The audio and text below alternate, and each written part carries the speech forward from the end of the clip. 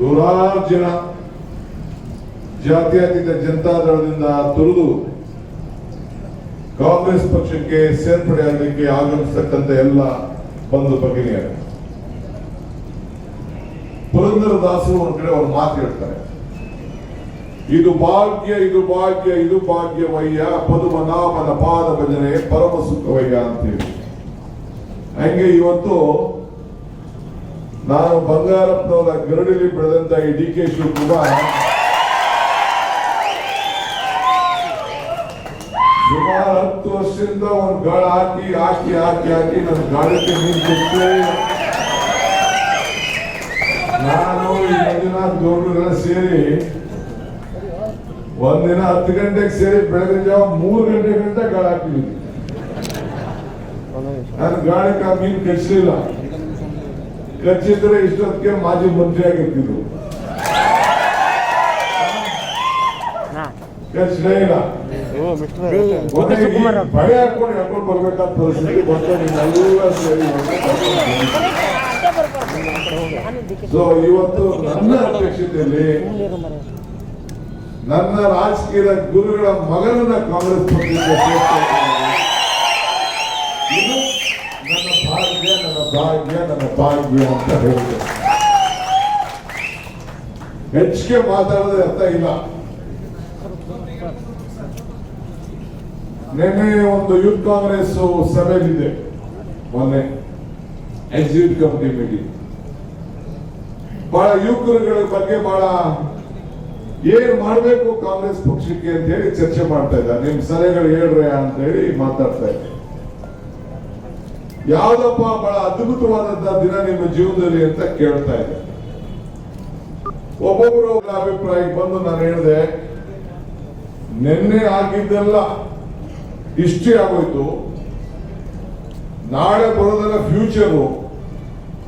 ನಿಮ್ ಕೈಲಿ ಇರ್ತಿದೋ ಏನೋ ಗೊತ್ತಿಲ್ಲ, ಆದ್ರೆ ಇವತ್ತಿದೆಯಲ್ಲ ದಿನ, ಪ್ರತಿ ಒಂದು ದಿನ ನಿಮ್ಮ ದಿನ, ಪ್ರತಿ ದಿನನೂ ಯಾವ ರೀತಿ ಬಳಸ್ಕೊಳ್ಬೇಕು ಅಂತ ಬಹಳ ಮುಖ್ಯ. ಇವತ್ತೇ ಬಹಳ ಇಂಪಾರ್ಟೆಂಟು ಅಂತ ಹೇಳಿ ಹೇಳಿದೆ. ನಾನು ಹಂಗೆ ರಾಜಕಾರಣದಲ್ಲಿ ನಾವೆಲ್ಲರೂ ಕೂಡ ನಿಮ್ಗಿರ್ಬೋದು, ನಮ್ಗಿರ್ಬೋದು, ಸ್ಟೇಜ್ ಮೇಲೆ ಇರ್ಬೋದು, ನಾವೆಲ್ಲರೂ ಕೂಡ ಪ್ರತಿಯೊಂದು ದಿನ ನಾವು ಕಾಂಗ್ರೆಸ್ ಪಕ್ಷಕ್ಕೆ ಏನ್ ಮಾಡ್ತಾ ಇದ್ದೇವೆ, ಎಷ್ಟು ಜನನ ಕಾಂಗ್ರೆಸ್ ಪಕ್ಷಕ್ಕೆ ಆಡ್ ಮಾಡ್ತಾ ಇದ್ದೇವೆ, ಕಾಂಗ್ರೆಸ್ ಪಕ್ಷಕ್ಕೆ ನಮ್ದು ಏನು ಫಲ, ನಾವು ಯಾವ ರೀತಿ ಫಲ ಕೊಡ್ತೀವಿ ಅನ್ನೋದು ಬಹಳ ಮುಖ್ಯವಾದಂತ ವಿಚಾರ. ಇವತ್ತು ಕಾಂಗ್ರೆಸ್ ಪಕ್ಷಕ್ಕೆ ನೂರಾರು ಜನ ಕಾರ್ಯಕರ್ತರನ್ನ ಇವತ್ತು ಸೇರ್ಪಡೆಯನ್ನ ನಾವು ಮಾಡ್ಕೊಳ್ತಾ ಇದ್ದೇವೆ. 100 ಇರ್ಬೋದು, 1000 ಇರ್ಬೋದು. ಬಹಳ ಜನ ಕೂಡ ಹೊರಗಡೆ ಎಲ್ಲ ನೋಡ್ತಾ ಇದ್ದಾರೆ, ಲೈವ್ ಕೂಡ ಆಗ್ತಾ ಇದೆ. ಈ ಒಂದು ಸಮಾರಂಭನ ನೋಡ್ತಾ ಇದೆ.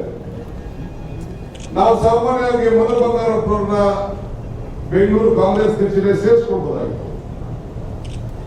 ಆದ್ರೆ ನಾವು ಮಧು ಬಂಗಾರಪ್ಪನವರು ಒಂದು ವ್ಯಕ್ತಿಯಾಗಿ ಸೇರಿಸ್ಕೊಳ್ತಾ ಇಲ್ಲ, ಒಂದು ಪಕ್ಷಕ್ಕೆ ಒಂದು ಶಕ್ತಿಯನ್ನು ಸೇರಿಸ್ಕೊಳ್ತಾ ಇಲ್ಲ. ಈ ಭಾಗದಲ್ಲಿ ಎಲ್ಲ ಸೇರಿ ರಾಜ್ಯದ ಒಂದು ಮಧ್ಯ ಭಾಗದಲ್ಲಿ ಅವರ ದೊಡ್ಡ ಅನ್ಯಾಯಿ ತಂಡ, ಅವರ ತಂದೆ ಅನ್ಯಾಯಿ ತಂಡ ಇದೆ. ಅವರ ತಂದೆ ಬೇರೆ ಪಾರ್ಟಿಗೆ ಹೋದಾಗ ನನಗಾದಷ್ಟು ದುಃಖ ಇನ್ನೊಂದಿಲ್ಲ. ಒಂದು ಈ ಸಂದರ್ಭದಲ್ಲಿ ಹೇಳಲಿಕ್ಕೆ ನಾನು ಬಯಸ್ತೇನೆ, ರಾಜಕಾರಣ ನಾನು ಅವರ ಜೊತೆಗೆ ವಿದ್ಯಾರ್ಥಿ ಕಾಲದಲ್ಲಿ ಪ್ರಾರಂಭ ಮಾಡಿದ್ರು. ಆಗ ಬಸವಣ್ಣಪ್ಪನವರು, ನಮ್ಮ ಬಳ್ಳಾರಿ ರಾಮಪ್ಪನವರು, 5 ಜನ ಅವರ ಜೊತೆಲಿ ಕೊನೆಗೆ ಉಳ್ಕೊಂಡಿದ್ರು. ಆಗ ಕೂಡ ವಿದ್ಯಾರ್ಥಿ ನಾಯಕರಾಗಿ ನಾನು ಅವರ ರೂಮಲ್ಲೇ ರಾಜಕಾರಣ ಮಾಡಿ ಅವ್ರು ನನಗೆ ಆಶ್ರಯ ಕೊಟ್ಟು ಆಗ ಇದರಲ್ಲಿ ನಾವು ಸೇರ್ಲೇಬೇಕಲ್ಲ. ಹಾಗೆ ಇವತ್ತು ಮಧು ಬಂಗಾರಪ್ಪನ ಕಾಂಗ್ರೆಸ್ ಪಕ್ಷದ ಈ ಸಮುದ್ರಕ್ಕೆ ಬಹಳ ಸಂತೋಷದಿಂದ ಸ್ವೀಕಾರ ಮಾಡಿದೆ. ಕಾಂಗ್ರೆಸ್ ಶಕ್ತಿ, ದೇಶದ ಶಕ್ತಿ. ಕಾಂಗ್ರೆಸ್ ಇತಿಹಾಸ ಈ ದೇಶದ ಇತಿಹಾಸ. ಒಂದು ತಿಳ್ಕೊಳ್ಳಿ, ನಾನು ಯೂತ್ ಕಾಂಗ್ರೆಸ್ ಅಲ್ಲಿ ಇದ್ದೆ. ಯೂತ್ ಕಾಂಗ್ರೆಸ್ ಸಮಾವೇಶ ನಡೀತಾ ಇತ್ತು. ರಾಜೀವ್ ಗಾಂಧಿ ಅವರು ಕಾಂಗ್ರೆಸ್ ಪಕ್ಷದ ಅಧ್ಯಕ್ಷರು, ಪ್ರಧಾನಮಂತ್ರಿ ಆಗಿದ್ದರು. ನಾನು ವಿನಯ್ ಕುಮಾರ್, ನಮ್ಮ ಕೇರಳದ ನಮ್ಮ ರಮೇಶ್ ಏನಿದ್ದಾರೆ ಆಲ್ ಇಂಡಿಯಾ ಪ್ರೆಸಿಡೆಂಟ್. ನಾವೆಲ್ಲ ಒಂದು ಸಮಾವೇಶಕ್ಕೆ ಹೋಗಿದ್ದು. ಸಮಾವೇಶಕ್ಕೆ ಹೋದಂತ ಸಂದರ್ಭದಲ್ಲಿ ಸಮಾವೇಶ ಮುಗಿದ್ಮೇಲೆ ಇವತ್ತು ಹೆಂಗೆ ನಿಮ್ಮ ಎಲ್ಲ ಡಿವಿಷನ್ ವೈಸ್ ಸಮಾವೇಶ ಇಲ್ಲಿ ಇಟ್ಕೊಂಡಿದೀವಲ್ಲ, ಆ ರೀತಿ ಸಮಾವೇಶ ಇತ್ತು.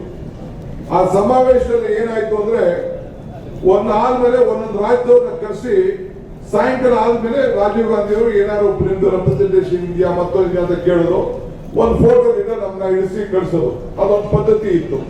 ಇವತ್ತು ಡೆಲ್ಲಿ ಇದೆ, ಮೊದಲಿಂದಲೂ ಅದು ನಡ್ಕೊಂಡು ಬರ್ತಾ ಇತ್ತು, ಒಂದು ಫೋಟೋ ಹಿಡಿದು ಕಳಿಸೋದು. ಕೊನೆಗೆ ನಮ್ಮೆಲ್ಲ ಇದಕ್ಕಿದ್ದಂಗೆ ಕರೆದ್ರು. ಬೆಳಗ್ಗೆ ರಾತ್ರಿ ಲೇಟ್ ಆಗೋಯ್ತು, ಬೆಳಗ್ಗೆ ಅನೌನ್ಸ್ಮೆಂಟ್ ಮಾಡಿದ್ರು. ಆಗ ಜನದರ್ಶನ ಅಂತ ಬೇರೆ ನಡೀತಾ ಇತ್ತು. ಪ್ರತಿಯೊಬ್ಬರು ಯಂಗ್ಸ್ಟರ್ಸ್ ಬಂದವನ್ನೆಲ್ಲ ಮೀಟ್ ಮಾಡಿದ್ರು ಪೇಪರ್ ಅಲ್ಲಿ. ನಾವೆಲ್ಲ ಕ್ಯೂ ನಿಂತಿದ್ದು, ಆಂಧ್ರ, ಕೇರಳ, ತಮಿಳುನಾಡು, ಕರ್ನಾಟಕ ಹಿಂಗೆಲ್ಲ ಕ್ಯೂ ನಿಂತ್ಕೊಂಡಿತ್ತು. ಸುಮಾರು 10-11 ಗಂಟೆ ಆಯ್ತು. 11 ಗಂಟೆ ಆದಾಗ ಏನಾಯ್ತು, ಇದಕ್ಕಿದ್ದಂಗೆ ನಮ್ಮ ಕ್ಯೂ ನಿಂತೋಗ್ಬಿಡ್ತು. 7 ರೇಸ್ ಕೋರ್ಸ್ ರೋಡ್ ಅಲ್ಲಿ ಕ್ಯೂ ನಿಂತೋಗ್ಬಿಡ್ತು. ಸ್ವಲ್ಪ ಸೆಕ್ಯೂರಿಟಿ ಆಗ್ತದೆ, ಸ್ವಲ್ಪ ಜಾಸ್ತಿ ಆಗಿತ್ತು. ಇಂದಿರಾ ಗಾಂಧಿ ಅವರು ಕೂಡ ಅಷ್ಟೊತ್ತಿಗೆಲ್ಲ ಹತ್ಯೆ ಆಗಿತ್ತು. ರಾಜೀವ್ ಗಾಂಧಿ ಅವರು ಪ್ರಧಾನಮಂತ್ರಿ ಆಗಿದ್ರು. ಹತ್ಯೆ ಆಗಿ ಆಗ ಕ್ಯೂ ನಿಂತೋಯ್ತು. ನಮ್ಗೆ ಗೊತ್ತಾಗಲಿಲ್ಲ ಏನು ಕ್ಯೂ ನಿಂತು ಅಂತ. ಆ ಗೇಟ್ ಹತ್ರ ಒಂದು ಅಂಬಾಸಿಡರ್ ಕಾರು ಬಂದು ನಿಂತ್ಕೊಳ್ತು. ಒಬ್ರು ಹಿರಿಯರು, ಬಹಳ ಮುತ್ಸದಿ ವಯಸ್ಸಾದ ಹಿರಿಯರು ಬಂದು ಅವ್ರು ನೋಡಿದ ತಕ್ಷಣ ಸೆಕ್ಯೂರಿಟಿ ಅವರೆಲ್ಲ ಹೋಗಿ ಬಾಗ್ಲಂತ ಹೋಗ್ಬಿಟ್ಟು ಅವ್ರನ್ನ ಕರ್ಕೊಂಡು ಸೀದಾ ಹೊರಗಡೆ ಕರ್ಕೊಂಡು ಹೋದ್ರು.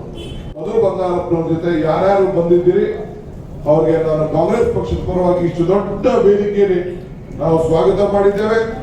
ನಿಮ್ಮನ್ನ ಹೊಸಬ್ರು ಹಳಬ್ರು ಅನ್ನೋದಾದ್ರೆ ಒಟ್ಟು ಸೇರಿ ನಮ್ಮ ಪಕ್ಷದ ಚಿಹ್ನೆ ಹಿಡಿದು ಸದಸ್ಯರಾದ್ರು ಅಂತಂದ್ರೆ ಸೀನಿಯಾರಿಟಿ ಪ್ರಶ್ನೆ ಇಲ್ಲ. ಇಲ್ಲಿ ಎಲ್ಲರೂ ಕೂಡ ಒಟ್ಟು ತೆಗೆದುಕೊಳ್ಳುವಂತ ಕೆಲಸ ನಾವು ಮಾಡ್ತೇವೆ. ಎಲ್ಲರಿಂದಲೂ ಕೂಡ ಶಕ್ತಿ ಆಗಬೇಕು. ನನಗೆ ನಂಬಿಕೆ ಇದೆ, ಇದು ಬರೀ ಒಂದು ಶಿವಮೊಗ್ಗ, ಸ್ವರ್ಗಕ್ಕೆ, ಉತ್ತರ ಕರ್ನಾಟಕಕ್ಕೆ ಸೀಮಿತ ಅಲ್ಲ. ಇಡೀ ರಾಜ್ಯದ ಉದ್ದಗಳಿಗೂ ಕೂಡ ನಮ್ಮ ಪಕ್ಷದ ಸಿದ್ಧಾಂತ, ನಮ್ಮ ತತ್ವ, ನಮ್ಮ ದೇಶದಲ್ಲಿ ನಮ್ಮ ಪಕ್ಷದಲ್ಲಿರುವಂತಹ ಒಂದು ನಾಯಕತ್ವ ಇವೆಲ್ಲ ಸೇರಿ ಬಹಳ ಮುಖ್ಯವಾದಂಥದ್ದು. ಎಲ್ಲ ಹಿರಿಯ ನಾಯಕರುಗಳು ಇಲ್ಲಿ ಬಂದು ಎಲ್ಲರಿಗೂ ಮಾತಾಡೋಕೆ ಅವಕಾಶ ಸಿಗದೇ ಇರ್ಬೋದು, ಆದ್ರೆ ಆಶೀರ್ವಾದ ಮಾಡಲಿಕ್ಕೆ ಬಂದಿದ್ದಾರೆ ಅನ್ನೋದನ್ನ ನೀವೆಲ್ಲ ಕೂಡ ಗಮನದಲ್ಲಿ ಇಟ್ಕೊಳ್ಬೇಕು. ಇವತ್ತು ನಮ್ಮ ರಾಷ್ಟ್ರೀಯ ಪ್ರಧಾನ ಕಾರ್ಯದರ್ಶಿಯ ಸಮ್ಮುಖದಲ್ಲಿ ಇವತ್ತು ನಿಮ್ಮನ್ನೆಲ್ಲ ನಮ್ಮ ಪಕ್ಷಕ್ಕೆ ಸೇರ್ಪಡೆ ಮಾಡಿಕೊಂಡಿದ್ದೇವೆ.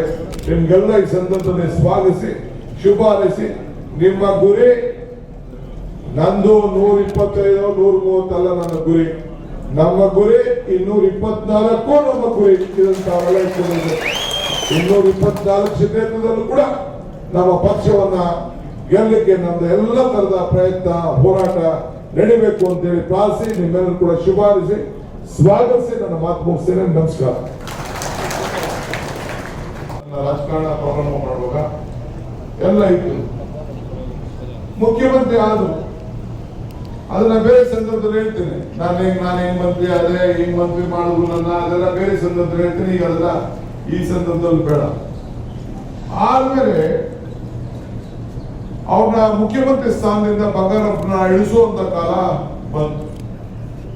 ಇಳಿಸಿದ್ರು. ಆಗ ಕೊನೆಗೆ ನಾನು ಬಂಗಾರಪ್ಪನವರ ಜೊತೆಲಿದ್ದವನು, ಅವ್ರು ಮಂತ್ರಿ ಆಗಿದ್ದವನು, ಬೇಕಾದಷ್ಟು ಭಿನ್ನಾಭಿಪ್ರಾಯಗಳು ಆಗ ಮಧ್ಯ ಬಂತು ಬೇರೆಯವ್ರಿಗೆ. ಆದ್ರೆ ನಾನು ಭಿನ್ನಾಭಿಪ್ರಾಯ ಮಾಡ್ಕೊಳಕ್ ಹೋಗಲಿಲ್ಲ. ನಾನು ಮತ್ತು ಬೆಳ್ಳಿಯಪ್ಪ, ನಮ್ಮ ಮಂತ್ರಿಗಳಾಗಿದ್ದಂತ ಬೆಳ್ಳಿಯಪ್ಪನವರು, ಅವರು ಮಂತ್ರಿ ಆಗಿದ್ರು ಕೂರ್ನವರು. ನಾವಿಬ್ರು ಹೋಗಿ ಬಂಗಾರಪ್ಪನವ್ರು ಕೇಳಿದ್ರು, ಈಗ ನಿಮ್ಮ ಮಂತ್ರಿಯಿಂದ ಹೇಳ್ತಿದ್ದಾರೆ, ನೀವು ಬೇರೆ ಪಾರ್ಟಿಗೆ ಸೇರಕ್ಕೆ ಆಲೋಚನೆ ಮಾಡ್ತಾ ಇದ್ದೀರಿ, ನಾವೇನ್ ಮಾಡ್ಬೇಕು ಅಂತ ಕೇಳಿದ್ರು.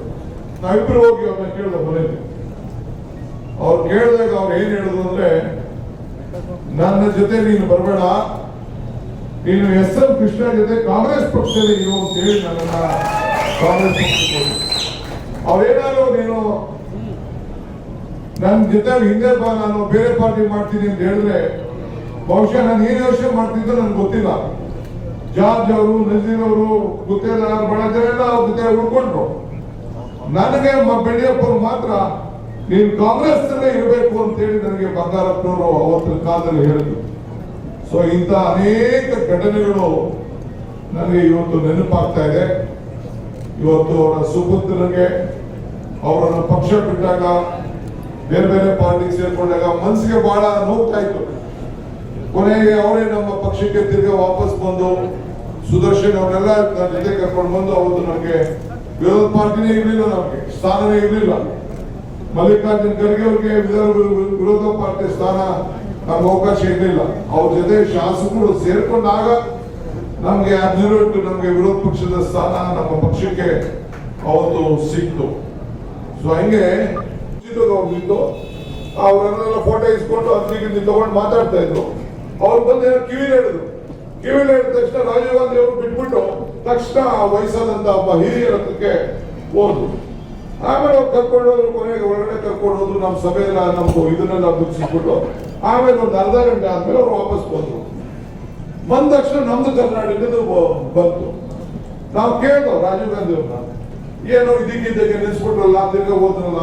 ಇಲ್ಲ, ಅವ್ರು ಬಂದಿದ್ದು ಬಾಬು ಜಗಜೀವನ್ ರಾಮ್ರವರು ಬಂದ್ರು. ನಮ್ಮ ತಾಯಿಯವ್ರಿಗೂ ಭಿನ್ನಾಭಿಪ್ರಾಯ ಬಂದ್ಬಿಟ್ಟು ಮಧ್ಯದಲ್ಲಿ ಅವ್ರು ಹೋಗಿ ಬೇರೆ ಪಾರ್ಟಿ ಅಂತ ಕಟ್ಕೊಂಡ್ರು. ಈಗ ಅವ್ರು ಬಂದು ನನ್ಗೆ ಎಷ್ಟೋ ಸತಿ ನನ್ನ ಭೇಟಿ ಮಾಡ್ಬೇಕು ಅಂತ ಪ್ರಯತ್ನ ಮಾಡಿದಂತೆ. ನನ್ನ ಪಿ ಎಗಳಿಗೆಲ್ಲ ಇಂಟರ್ವ್ಯೂ ಕೇಳಿದಂತೆ. ಇಂಟರ್ವ್ಯೂ ಕೇಳಿದಾಗ ನನ್ನ ಪಿ ಎಗಳು ಸರಿಯಾಗಿ ನನಗೆ ವಿಷಯ ತಿಳಿಸ್ಲಿಲ್ಲ. ಇವತ್ತು ನಿಮ್ಮನ್ನೆಲ್ಲ ಸಾರ್ವಜನಿಕ ಸಭೆಯಲ್ಲಿ ಭೇಟಿ ಮಾಡ್ತೀನಿ ಅಂತ ಪೇಪರ್ ಇತ್ತಂತೆ. ಕೊನೆಗೆ ಕೇಳದೆ ಕೊನೆಗೆ ಬಂದ್ಬಿಟ್ಟಿದ್ದಾರೆ. ಅವ್ರ ತಂದೆ ನಾನೇ ಬರ್ತೀನಲ್ಲ ಬಾಬೂಜಿ ಅಂತ ಕೇಳಿದೆ ಅವ್ರಿಗೆ. ಇಲ್ಲ, ನಾನು ಎಷ್ಟು ದಿನ ಇದ್ದೀನೋ ಗೊತ್ತಿಲ್ಲ ನನಗೆ, ನಾನು ಸಾಯೋದ್ರೊಳಗೆ ನಾನೊಬ್ಬ ಕಾಂಗ್ರೆಸ್ಸಿನ ಸಾಯ್ಬೇಕು, ಅದಕ್ಕೋಸ್ಕರ ಇವತ್ತು ನಾನು ಬಂದಿದ್ದೀನಿ ಅಂತ ಹೇಳಿ ಬಾಬೂಜಿ ಹಂಗೆ ನಾನು ನಿಮ್ಗೆ ಹೇಳ್ತಾ ಇದ್ದೇನೆ, ಈ ತ್ರಿವರ್ಣ ಧ್ವಜ ಕಾಂಗ್ರೆಸ್ಸಿಗರು ಮಾತ್ರ ಸಾಧ್ಯ, ಯಾರಿಗೂ ಮೈ ಮೇಲೆ ಹಾಕೊಳ್ಳಿಕ್ಕೆ ಸಾಧ್ಯ. ಆಗಿದ್ದಕ್ಕೆಲ್ಲ ಬಿಡ್ಬಿಡಿ, ಇಲ್ಲದೆಲ್ಲ ಮರ್ತ್ಬಿಡಿ. ಈಗ ಕಾಂಗ್ರೆಸ್ ಪಕ್ಷ ನಿಮ್ ಪಕ್ಷ ಇತಿಹಾಸ ಇದೆ, ಇದನ್ನ ಯಾರು ಕೂಡ ಅಳಿಸ್ಲಿಕ್ಕೆ ಸಾಧ್ಯ ಇಲ್ಲ. ಟೈಮ್ ಏನೋ ಸ್ವಲ್ಪ ಹೆಚ್ಚು ಕಮ್ಮಿ ಆಗಿರ್ಬೋದು, ಮತ್ತೆ ಈ ರಾಷ್ಟ್ರದಲ್ಲಿ ಕಾಂಗ್ರೆಸ್ ಪಕ್ಷ ಈ ದೇಶವನ್ನ ಆಳುವಂತ ಶಕ್ತಿ ಈ ರಾಷ್ಟ್ರದಲ್ಲಿ ಬರ್ತದೆ. ಅದಕ್ಕೆ ನೀವೆಲ್ಲ ಸೇರಿ ಸಹಾಯ ಮಾಡಬೇಕು. ಇವತ್ತಿಂದ ಒಬ್ಬೊಬ್ಬ ಎಷ್ಟೆಷ್ಟು ಜನನ ಬೇರೆ ಪಾರ್ಟಿಯಿಂದ ಕಾರ್ಯಕರ್ತ ದೊಡ್ಡ ನಾಯಕರುಗಳ ಬಗ್ಗೆ ಚಿಂತೆ ಮಾಡೋದು ಬೇಡ. ಹಳ್ಳಿ ಮತದಾರ ಇರ್ತಾರಲ್ಲ, ಅವನ್ನ ಹೊಸದಾಗಿ ನೀವು ಸೇರ್ಪಡೆ ಮಾಡಂತ ಒಬ್ಬೊಬ್ಬ 10 ಜನ 20 ಜನ 30 ಜನನ ಈ ಪಕ್ಷಕ್ಕೆ ಸೇರಿಸುವಂತ ಕೆಲಸ ಆಗ್ಬೇಕು. ಏನಿದ್ರು ನಮ್ದು ಹೇಳಿ ಜೋಡಿಸ್ಬೇಕು, ಜನರನ್ನ ನಾವು ಜೋಡಿಸ್ಬೇಕು. ಈ ನಿಟ್ಟಿನಲ್ಲಿ ಹೋಗಿ ರಾಜ್ಯದ ರಾಜಕಾರಣ, ರಾಷ್ಟ್ರದ ರಾಜಕಾರಣ ಎಲ್ಲ